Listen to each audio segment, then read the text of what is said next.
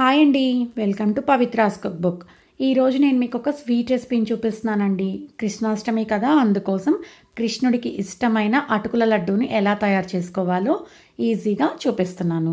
చూస్తున్నారు కదండి, మన లడ్డూలు అయితే ఎంత సాఫ్ట్గా ఉన్నాయో. ఇవి చాలా ఈజీగా ఇన్స్టెంట్గా 10 to 15 మినిట్స్లో మనం ఇంట్లో తయారు చేసేసుకోవచ్చు. అందుకోసం ముందుగా ప్యాన్లో 1 కప్పు థిక్ పోహాని యాడ్ చేసుకోవాలి.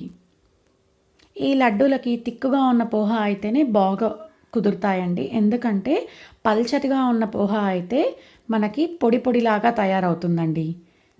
ఈ తిక్కుగా ఉన్న పోహాని బాగా క్రిస్పీగా తయారయ్యేంత వరకు ఫ్రై చేసుకోవాలి. ఇవి క్రిస్పీగా తయారవ్వడానికి మనకి 3 to 4 మినిట్స్ టైం అయితే పడుతుందండి. చూస్తున్నారు కదా, ఇంకాస్త వేగాలండి. ఇవి బాగా వేగిన తర్వాత మనం స్టవ్ ఆఫ్ చేసుకొని కాస్త చల్లారనివ్వాలి. ఇవి చల్లారిన తర్వాత మిక్సీ జార్లోకి యాడ్ చేసుకోవాలి. ఇప్పుడు అందులోకి 1/2 కప్పు పచ్చి కొబ్బరి తురుముని యాడ్ చేసుకోవాలి. మీరు కావాలనుకుంటే ఎండు కొబ్బరినైనా యాడ్ చేసుకోవచ్చండి. ఎండు కొబ్బరిని యాడ్ చేసుకుంటే కొద్దిగా నెయ్యిని కూడా యాడ్ చేసుకోవాలండి. 1/2 కప్పు బెల్లంని యాడ్ చేసుకోవాలి. ఈ 3 యాడ్ చేసుకున్న తర్వాత ఫైన్గా బ్లెండ్ చేసుకోవాలి. చూస్తున్నారు కదండి, మనకి ఈ లడ్డూది పర్ఫెక్ట్ కన్సిస్టెన్సీలో వచ్చింది. అది పర్ఫెక్టా కాదా ఎలా తెలుస్తుందంటే, మనం ఇలా కొంచెం లడ్డూ మిక్స్చర్ని తీసుకొని ఇలా ఉండ చేసుకుంటే మనకి ఉండ అనేది బాగా వస్తుందండి. ఇన్ కేస్ మీకు అలా ఉండ రాకపోతే ఇంకాస్త కొబ్బరిని యాడ్ చేసుకొని మరొకసారి బ్లెండ్ చేసుకోండి. లేకపోతే కాస్త ఘీని కరిగించి యాడ్ చేసుకోండి. అప్పుడు ఉండ అనేది మీకు బాగా వస్తుంది. ఇప్పుడు ఆ మిక్స్చర్ని అంతా ఒక బౌల్లోకి ట్రాన్స్ఫర్ చేసుకోవాలి. తర్వాత ప్యాన్ పెట్టుకొని కొద్దిగా ఘీని యాడ్ చేసుకోవాలి.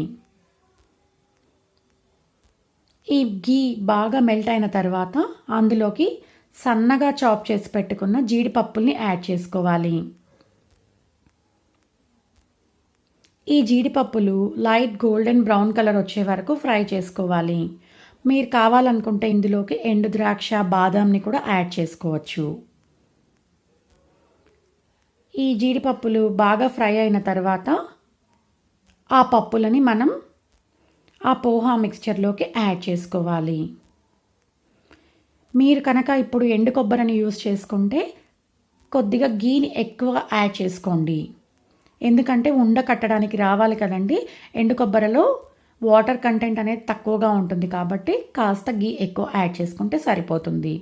యాడ్ చేసుకొని ఒకసారి బాగా మిక్స్ చేసుకోవాలి.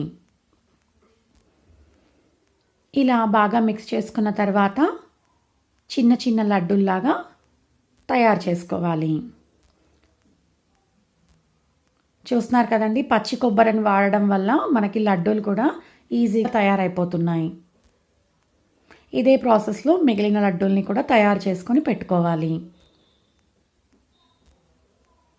ఈ లడ్డూలు పచ్చి కొబ్బరిని వాడడం వల్ల ఒక 2-3 రోజులు నిలవ ఉంటాయండి. అదే మీరు ఎండు కొబ్బరిని యూస్ చేసుకుంటే 10-15 రోజుల వరకు నిలవ ఉంటాయి. అంతే అండి, ఎంతో టేస్టీ కృష్ణుడి ఫేవరెట్ అటుకుల లడ్డు తయారైపోయింది. ఇంకెందుకు ఆలస్యం, మీరు కూడా ట్రై చేయండి. మీకు కనుక నచ్చినట్టయితే లైక్ చేసి షేర్ చేయండి. మీరు ఇంకేదైనా కొత్త రెసిపీ నేర్చుకోవాలనుకుంటే కమెంట్ సెక్షన్లో మెన్షన్ చేయండి. Thanks for watching. Please subscribe Pavitra's cookbook.